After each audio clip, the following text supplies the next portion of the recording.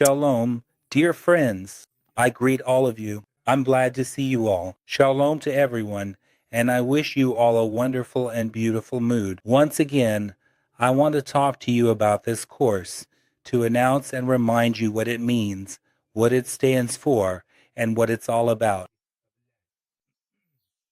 This course is designed for 13 weeks and covers about 65 lessons. The course is structured for 5 lessons per week, but I don't know how well I'll be able to manage all of this. In any case, I have the desire and the information is available. Yesterday we talked about the siege of Jerusalem through the eyes of Josephus Flavius. We talked about the greatest catastrophe. Today we will talk about what was actually destroyed, what the temple itself was like, its magnificence. Tomorrow we will discuss where the Shekinah went and the consequences of the spiritual collapse.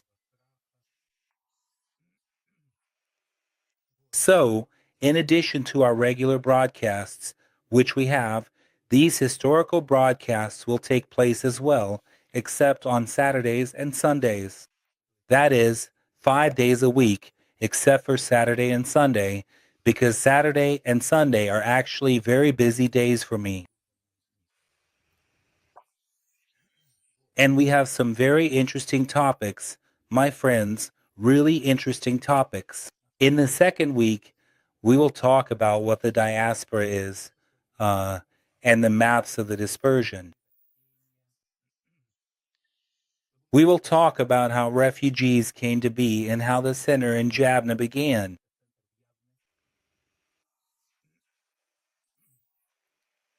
We will discuss Rabban Gamliel of Jabna, the restoration of the Sanhedrin, and so on and so forth. All these things are very important to us. In the fourth week, we will talk about Messianic Jews. The Messianic movement after the destruction of the temple. What happened to Yeshua's disciples after the year 70? The Jewish communities that continue to exist were exclusively established by Jews and continue to function as Jewish communities. So, what was their structure? What holidays did they celebrate? How was Passover observed if the temple no longer existed? The conflict between the rabbis, that is, with the already emerging Christianity, whether to remain faithful to the Torah or not. The differences between Yeshua and Christ as the beginning of the separation between Jewish and Greek culture, and so on and so forth. In the fifth week, we will talk about Paul. What do his epistles mean? Who are the Nazarenes? Who are the Ebionites? Who are the Gnostics? Who are the Hellenes? The whole issue of Greek philosophy. We will also talk about the Didache, the first non-canonical text of the Church. And, of course, the problem of identity between the synagogue and the Church. Only in the sixth week will we talk about what Christianity and Rome are, and so on and so forth.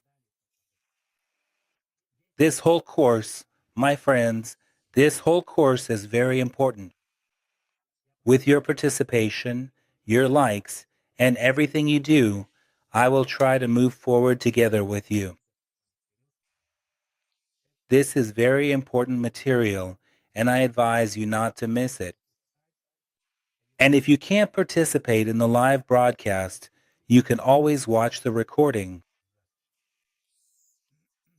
So, I welcome all of you, and today, as I promised, we are talking about the second topic, what was destroyed?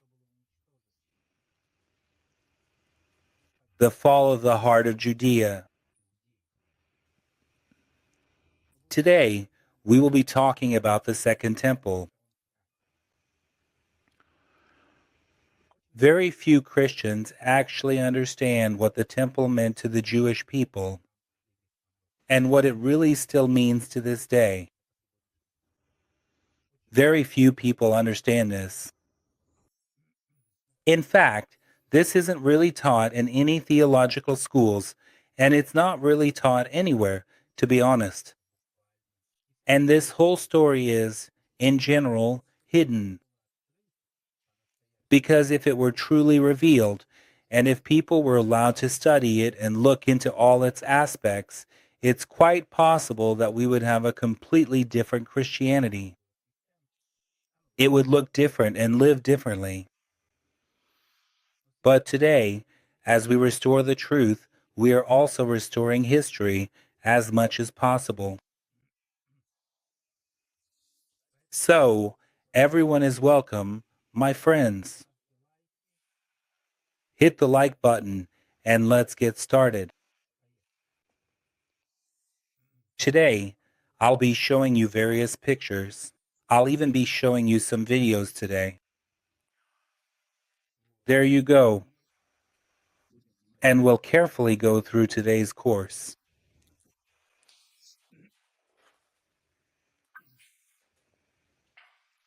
So, today we're talking about the Second Temple, about its incredible grandeur, its very core.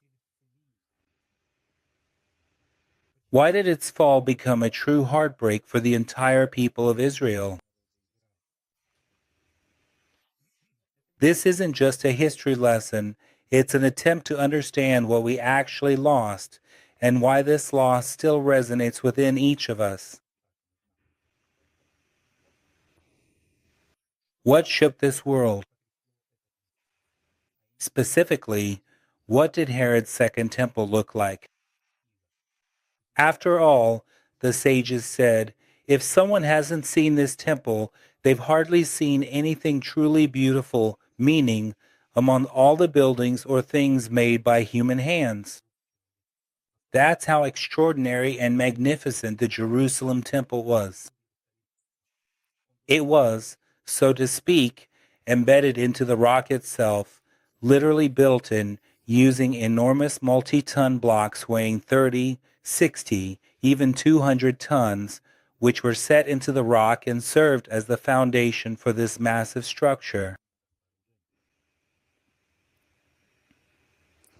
I'll show you a film.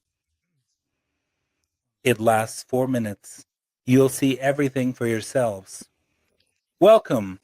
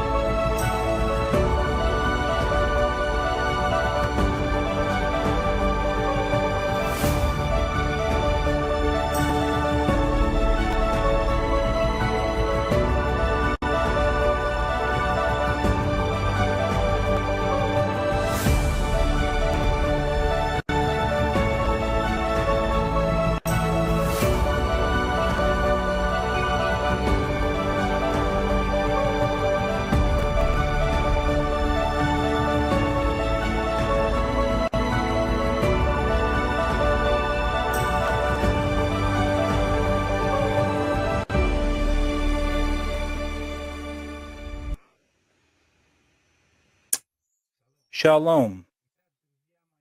So, my friends, from your comments, you saw what you were supposed to see. Again, this is a computer generated image. The reality was even more beautiful. So, welcome today, and I am glad to invite you to the second lesson in which we will dive into one of the most significant, without exaggeration, tragic pages of Jewish history. Today we will talk about the Second Temple, its incredible grandeur, its very core, and why its fall became a true heartbreak for the entire people of Israel.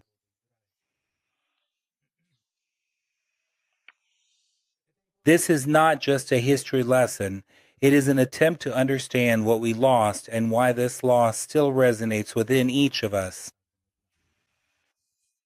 Its magnificence stunned the world. The world was shaken by Herod's Second Temple. Now imagine Jerusalem in the first century CE. Jerusalem in the first century CE was beautiful. Picture the splendor of this city, its streets filled with people. Oh, this is the East. The beauty is unbelievable. At the very heart of Jerusalem rises something grand. It is an architectural marvel capable of mesmerizing anyone who saw it. Of course, we're talking about the Second Temple in Jerusalem, especially after the massive reconstruction undertaken by King Herod. It wasn't just a building, it was the beating heart of Jewish life, a symbol of our faith, our national identity, our covenant with the Almighty. Now you can imagine that every inch of the temple was defended by brave Jewish warriors against the Roman invasion. Now you can picture the incredible desecration that was inflicted upon Jerusalem and this sacred place. The size of the temple truly reached the heavens. And according to the testimony of the ancient sages, Herod's temple was colossal. Just imagine, its height and length reached 100 cubits, which is about 50 meters. That's the height of a modern 15-story building. The facade of the temple was a perfect square, 100 by 100 cubits. Above the entrance porch doors shone a golden cluster of grapes, with each leaf being a gift from pious Jews. It grew and expanded with every new offering.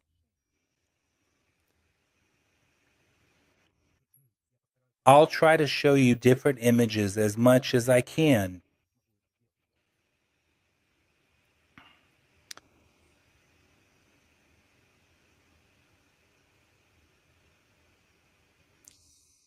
The roof of the temple was flat, but not without reason. Along the edges, there were golden pointed spikes so that not even birds could land on the sacred building. You can see these spikes right here in this image. And you can see them in this one as well.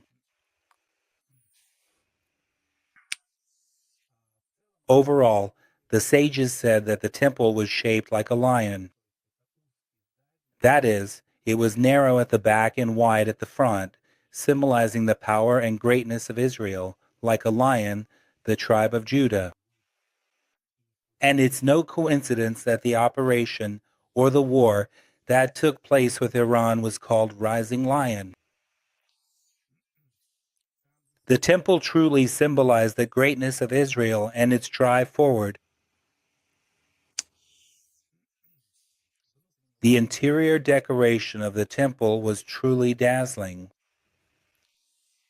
During construction, mostly white stone was used, so smooth and polished that, as they say, you could see your own face reflected in it. The gates and many of the decorations were lavishly adorned with silver and pure gold. There was a great deal of gold used in the decoration of the Jerusalem temple.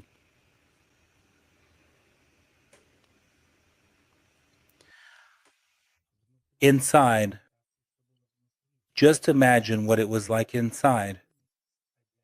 In fact, picture yourself as a priest entering the heikel, that is, the inner chamber of the temple, the sanctuary itself. To your right is the table of showbread, on which fresh loaves always lay. To the left stood the majestic golden menorah, the seven-branched lampstand, whose light illuminated the entire sanctuary. All of this was made of pure gold. And this wasn't a museum, not just some museum like the ones we visit today, where everything is beautiful, but you can't touch anything or get close to anything. The temple wasn't a museum, it was a living, breathing organism pulsing with real life. The life there was immense. It was the center. It was the center of attraction for all Jews from around the world, the center of the entire diaspora. And right in the middle stood the altar of incense, from which fragrant smoke would rise, filling the temple. In the heikel, that is, in the sanctuary, blood was no longer brought in. In other words, there were no sacrifices there. Blood was brought in only once a year and sprinkled on the altar. But in the heikel itself, there was only the burning of incense, because sacrifices were mainly offered in the outer courtyard. The entire organization of the temple was built in such a way that it represented the inner heart of a person, which is divided into different levels: the outer, the inner, and the secret. And just like a person who guards all the levels of their heart, as it is said, above all else, guard your heart. In the same way, Israel guarded the heart of its existence, its Jerusalem temple, where sacrifices were offered, priests sang, and dressed all in white. Right now, I'm not touching on all the problems that existed in those times. At this moment, I'm only talking about the positive side of this issue. And, of course, behind all of this was the most mysterious thing, as I've already mentioned, the sacred place, the Holy of Holies, the Kodesh HaKodeshim. It was separated from the main hall by an astonishingly rich, embroidered curtain. White and blue, scarlet, and purple, this was a very thick curtain. Jewish sages said that the destruction of the temple would be like the tearing of this curtain, which was impossible to tear. It was sewn in a very thick manner. When the New Testament says that the curtain was torn, it is quoting one of the traditions, not the actual fact of the curtain being torn. Every detail in the temple was recorded down to the minute in the temple book. And this temple book has actually been preserved, and it exists. There is no mention of the curtain being torn in it. If it had happened, we would certainly know about it. After all, this was a Jewish temple, that's it. But the traditions told us about this. And we also read these traditions in the New Testament. Unlike the first temple, the second temple no longer had the Ark of the Covenant inside. There was no ark inside. The ark had been stolen long ago. It no longer existed in the form it once had. But still, the Holy of Holies remained. It was still the place where only the high priest was allowed to enter, and only once a year on Yom Kippur. And of course, this was the place of direct contact with the Shekinah, the divine presence. This was the very heart of the service.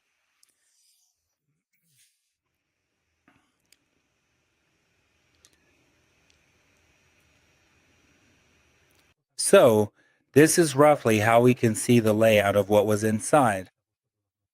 Unfortunately, I can't zoom in on anything here, but all the photos I'm showing you, I can attach and send to our Telegram. Here we can see how the temple is divided into which sections.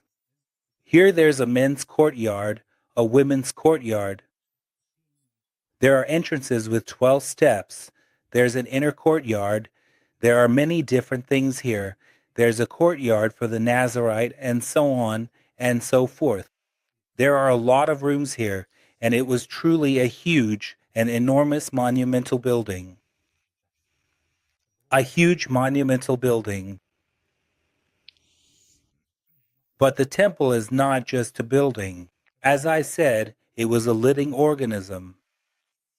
Every year, ceremonies were held there. In the temple courtyard, on its vast grounds, all the most sacred rituals took place. All the Jews in the world, whenever they prayed, no matter where they were on planet Earth, they would always turn. They knew west, east, south, north. They would always find east and always turn toward Jerusalem, toward Israel. Those who were in Israel during prayers would always turn toward Jerusalem, and those who were in Jerusalem would always face the temple. It was truly a living organism. Many Christians don't realize or understand what this meant for Israel at all. And many treat this, with a bit of casual disregard. So what?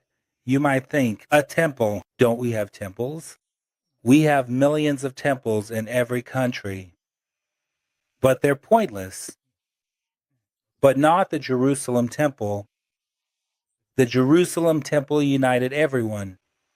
Every Jew, wherever he was in the world, was required to come for the 3 pilgrimage festivals, required to come on his own feet. People would travel for years just to come to Jerusalem. We actually read about this story in the Acts of the Apostles, the first and second chapters. We read how, on Shavuot, people from different countries came to Jerusalem. They came from different places, from different cities, from different islands, from different lands. Many of them traveled on foot. Everyone traveled on foot. There were no airplanes back then, and all sea voyages were very dangerous. There was no proper navigation. It was impossible to predict storms and all sorts of other things. Ships were unstable in bad weather, easily smashed against waves or rocks, went off course, got lost and sank, fell victim to pirates and all sorts of other dangers. So for a Jew living somewhere far away in Europe, let's say, to come on foot to worship, for example, on Passover or Shavuot, it was the journey of a lifetime. They said goodbye to their families and set off on this long journey to Jerusalem.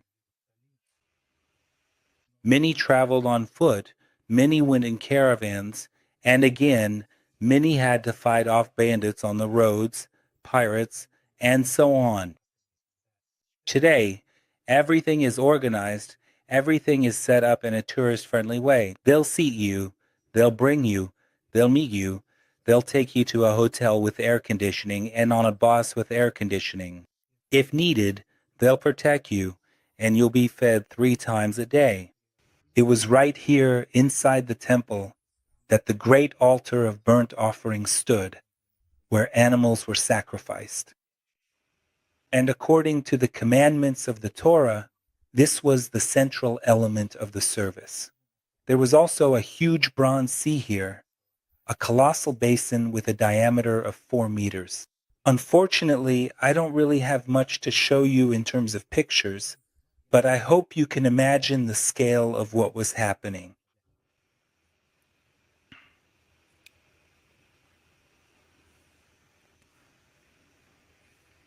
This bronze basin could hold thousands of liters of water. It was set on 12 oxen, which of course symbolized the 12 tribes of Israel. And it was intended, without a doubt, for the washing of the priests. This entire complex, from the outer walls to the Holy of Holies, let's switch it like this. This entire complex, from the outer walls to the Holy of Holies, was a symbol of the deep and unbreakable connection between the people of Israel and the Almighty. And Yeshua himself regularly went to the temple, and the apostles regularly went to the temple and offered sacrifices, both animal sacrifices, and they bought sacrifices, and they brought offerings. There was nothing wrong with that. On the contrary, if you didn't do it, that was strange, and that was what was wrong. Today, Christians can't even imagine that Yeshua, Jesus, went to the temple. Yes, he went there regularly, at the very least 3 times a year for sure, if he lived in Galilee. Coming from Galilee to Jerusalem is not an easy journey, actually. Well, for an ordinary person like me, for example, that's it. But back then, people were more accustomed to it, and they lived constantly on the move, walking everywhere. Yeshua regularly made the trip at least 3 times a year, that's for sure. And basically, all the disciples were like that too. They were one way or another constantly heading toward the temple or staying near it.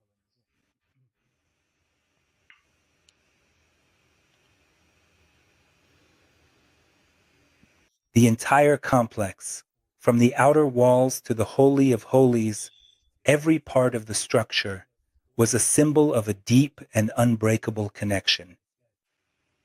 This was the place where the Shekinah, the divine presence, was felt, where prayers rose straight up to the heavens, and where every Jew could feel their connection to something great and eternal.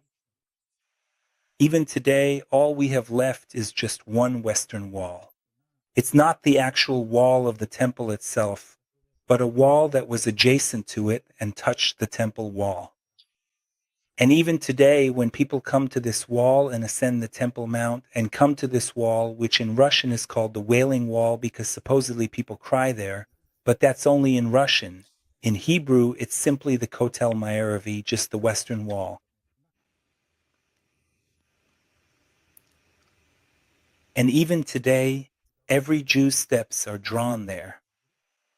Not only Jews, a huge number of Christians are constantly coming. Presidents, figures of all faiths and all levels come to the Wailing Wall and place their notes there. And yet, we have only a small piece of the wall. I go there all the time bringing notes about the Beit Midrash, about you, about myself, and about all of us. Now imagine if the temple were still standing. Imagine the significance it would have. Imagine the scale and importance of what once was. And then comes the year 70 CE. So today, let's go back to before the year 70. Today, we see that every Jewish family that wants to celebrate a bar mitzvah, for example, or a bat mitzvah, the coming of age of their sons and daughters, absolutely has to come to the Western Wall. Army oaths, ceremonies for combat units, all take place by the Western Wall. All sorts of events, even those at the state level, are held by the Western Wall. And of course, you've seen the footage I'm showing you what happens between Rosh Hashanah and Yom Kippur. These 10 days, the Selachot, the 10 days of repentance. Millions of people come to this plaza by the wall. So you can imagine if the wall itself has such a pull, what can we even say about the temple itself? It had an incredible pull for every Jew on the planet. Try getting tickets to Israel today for Passover, Shavuot, or Sukkot. You won't be able to get tickets even 3 months or half a year in advance because all the tickets are bought up by Jews on every flight. Try getting tickets to Israel for Sukkot, or try getting tickets to Israel for Yom Kippur. You'll see that all the tickets are sold out. Why? Because all the Jews in the world are trying to come. It's just a wall. It only just reminds us, it only just tells us subconsciously what was there, what we lost, and that it was destroyed. But can you imagine the temple itself? Just imagine that it actually exists. Imagine what kind of power of attraction it would have. And then comes the year 70 CE.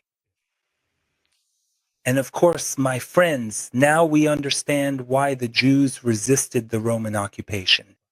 Because the very occupation of God's people contradicted the entire system of values and service to the Almighty.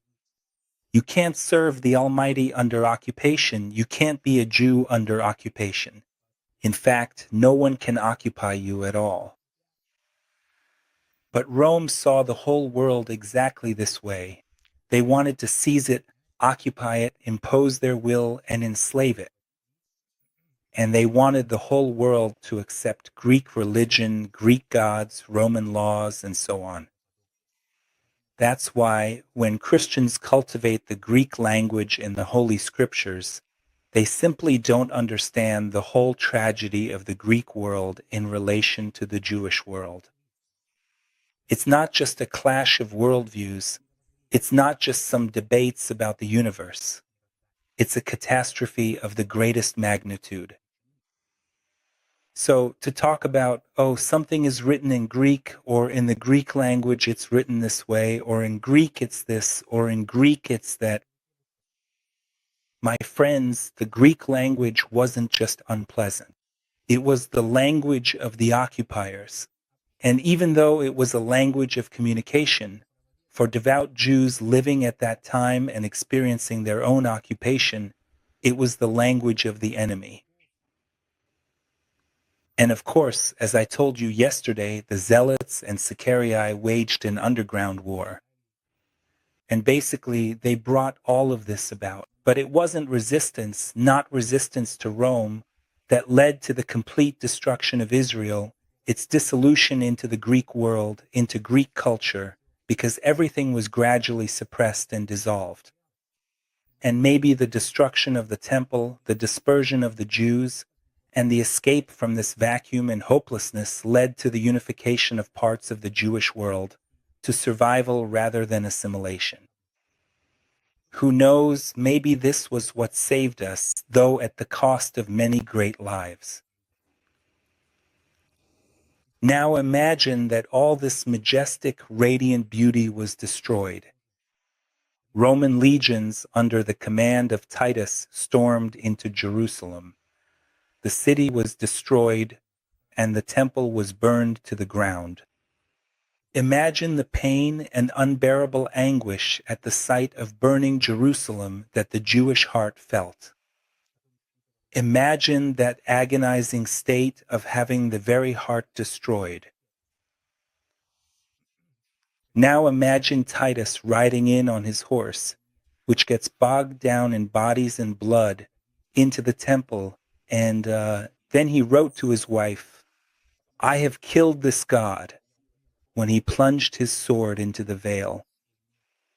And when he rode inside, he said, "I have killed this god."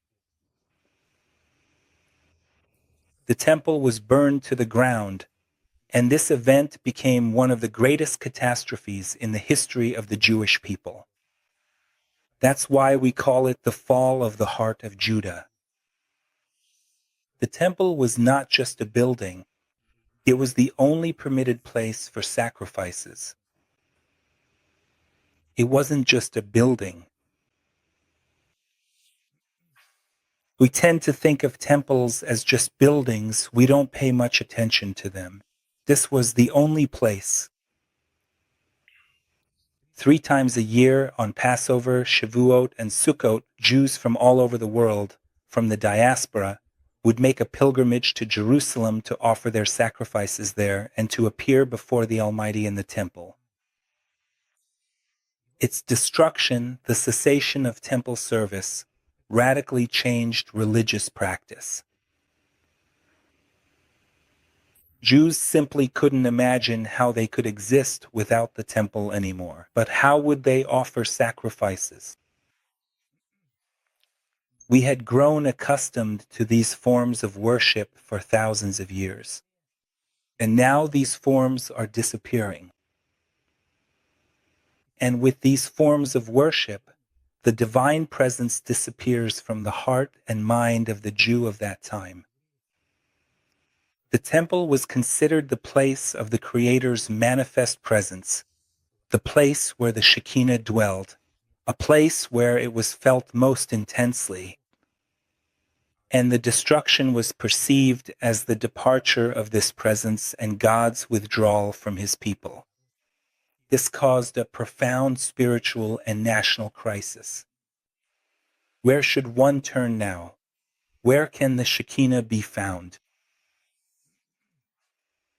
And what are the reasons for this tragedy? We do have an understanding of the reasons for this tragedy. It was baseless hatred which had been kindled within Israel over the past years, and which led to this event, an endless war between internal factions. But all of this entire profound struggle within the Jewish intellectual and social forum was, of course, significantly fueled and exacerbated by this ongoing occupation. Jews essentially were divided into two categories: those who didn't mind living and continuing to live under the Romans, basically those who worked for Rome, who collected taxes, who had already integrated, who had already adapted, who had already adjusted, and, well, who thought it was possible to go on like that. That's it. And the second half were the common folk, that is to say, those truly pure-hearted individuals who simply and profoundly couldn't bring themselves to accept the very harsh and undeniable fact of such a difficult and challenging life. They absolutely couldn't accept the stark and brutal reality of living in such an oppressive and unbearable manner. This led to endless discord and constant inner resistance to both spiritual and natural reality. These disagreements and painful conflicts within society even led to civil clashes. And here lies the key and most painful aspect. Why was the temple destroyed? We know that the first temple was destroyed because of idolatry, because the kings of Israel also tried to adapt to the pagan environment. They also believed that the modern world offered wonderful prospects, and that the gods of other nations were no worse than the God of Israel. And many kings of Israel did indeed lean towards idolatry and adopted the worship of idols from various nations, who promised them all sorts of privileges in return.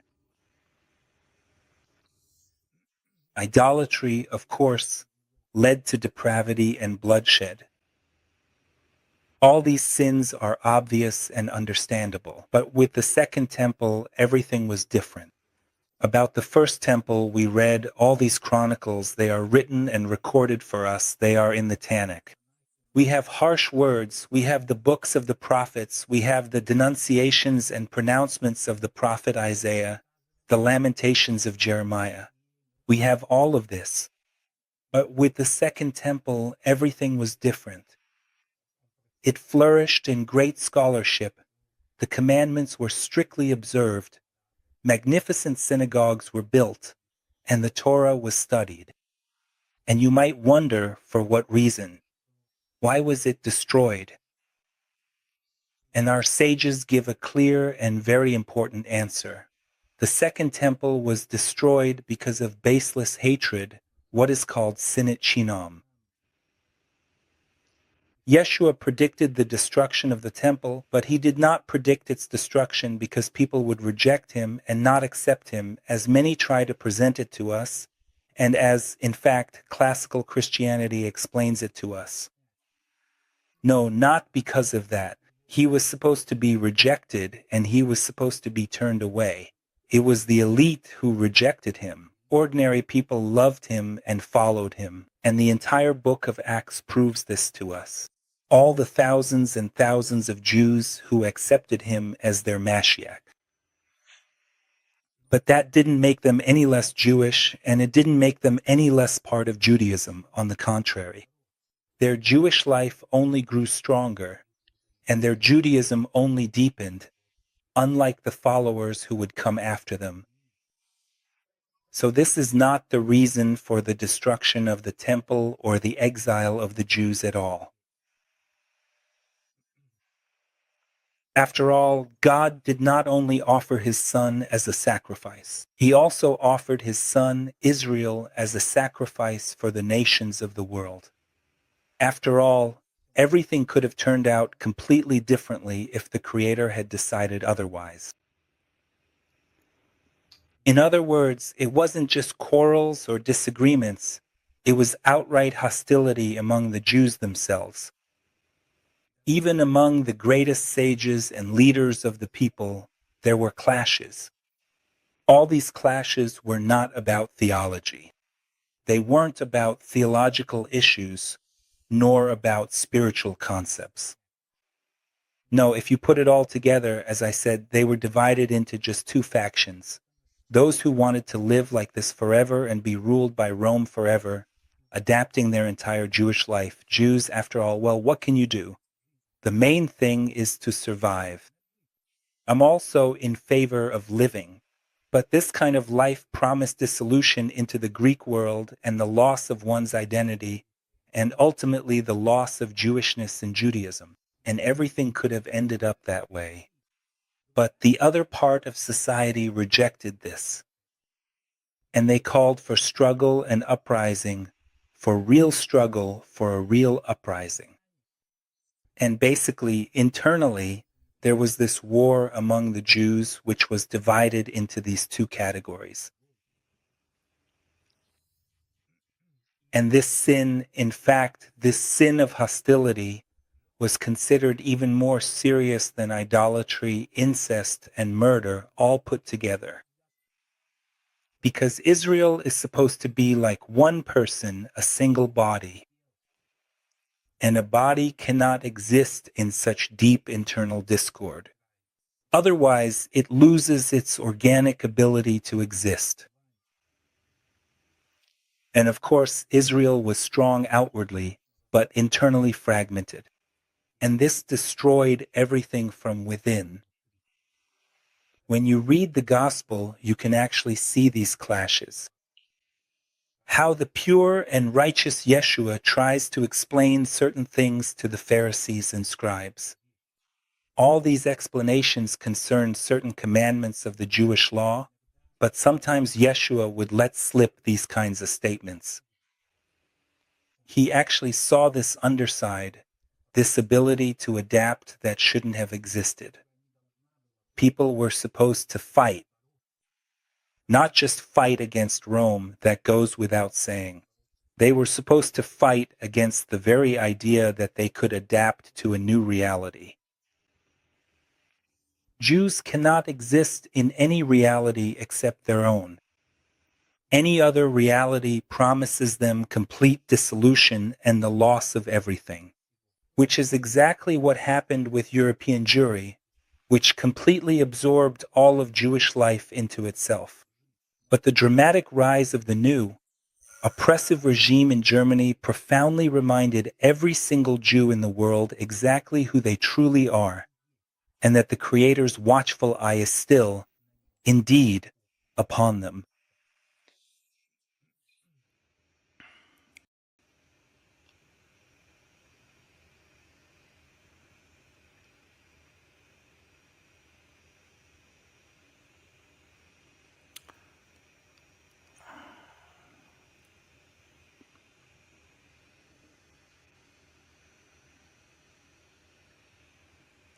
Say,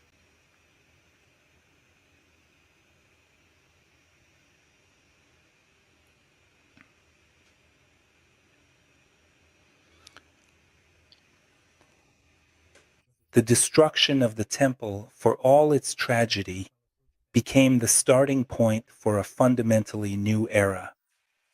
Without the temple, without a physical center of worship, the focus shifted to studying the Torah, prayer, deeds, actions, and life itself. It was at that time that Jewish rabbis, under the leadership of giants like Rabbi Yochanan ben Zakkai, began to systematize the oral Torah, which until then had existed in the memory and on the lips of the sages. They co-created the Mishnah and later the Talmud. This is what allowed the Jewish people to preserve their identity, their faith, and their traditions in exile, without a temple and without their land. The 9th of Aviv, the day of the destruction of both temples, remains for us a day of deep mourning and fasting. Of course, we mourn the lost greatness and the departed presence. The 9th of Aviv is a fast, and if you happen to be in Jerusalem on the 9th of Aviv, you'll see millions of people sitting on the ground and weeping. Grown men sit with their heads covered by talliths on the ground, right on the ground, and they weep over the destruction of this temple. But at the same time, there is a deep wisdom in Jewish tradition that says it is precisely on the day of the temple's destruction that the Mashiach is born. That is, hope for him is born. This means that even in the darkest hour of tragedy, there is a spark of hope, a promised restoration and redemption. In general, we believe that the temple will be rebuilt and the Shekinah will return in full glory. Honestly, I dream of seeing that scene, for example. Here we see modern Israel, a bus approaching below, and here, instead of the mosque and the Golden Dome, the Mosque of Omar or the Dome of the Rock, which has nothing to do with this place, the Jerusalem temple is already standing. That's the scene I want to see. I want to see that very picture. How the massive stones are already being set up on the Temple Mount. The story of the Second Temple and its destruction is not just some distant event. At its core, it's a lesson for each of us. A lesson that even the greatest material achievements and spiritual flourishing can be destroyed if we lack unity, love, and respect for one another. The destruction of the temple was the breaking of the heart of the Jewish people, but it was precisely this event that led to a rethinking of Judaism itself, its adaptation to new circumstances, and the preservation of our faith throughout thousands of years of exile. Today, we are the descendants of those who survived that catastrophe. Our task is to remember these lessons, the lessons of the past, and to build a future where there is no longer any place for baseless hatred, but where love and unity will reign. My friends, I was glad to spend this hour with you, and it is truly a great honor for me to speak with you about these important matters. Tomorrow, after the weekly Torah portion, we will discuss where the Shekinah went. What are the consequences of spiritual collapse? What is the fate of the people of Israel after the fall of the capital? I'm telling you bit by bit in small steps so that you can fully grasp the whole picture. I'm saying this deliberately, taking my time, and I've intentionally broken this course into many parts in order to give you a deeper understanding of what's happening. Tomorrow, we'll see each other on Friday for the weekly Torah portion at 6 in the evening. At 7 in the evening, we'll continue our history lesson. I wish you a wonderful Shabbat and a good end to this week. Thank you to everyone who is joining us today at Beit Midrash. subscribe to our channel, and give us a like. It's not hard, but that's your way of saying thank you. Donations are also welcome and always appreciated. Thank you all so much. Blessings to everyone.